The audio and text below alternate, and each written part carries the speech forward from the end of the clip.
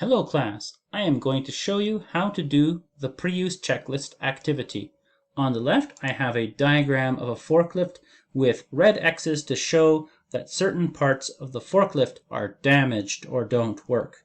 I have information about the forklift and a description of the situation.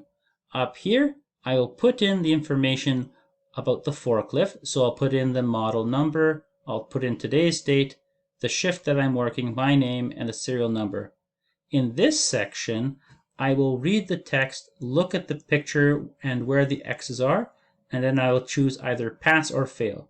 So here it says the forks are fine.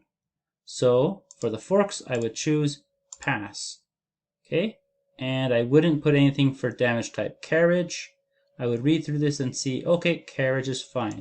If there are no problems, select pass. Now for the mast. It says it is Friday evening, the beginning of the night shift. The forks are fine, but the mast does not go all the way up. That's a problem. So I will select fail. Anytime it does not work, select fail. Then you can be more specific. Here it does not work, and then I can write a note. It does not go all the way up. Okay, so please do that and then fill in the information up above. When you are done part 1, it should look something like that. And remember that here we have a drop-down menu, so you will choose one of those options.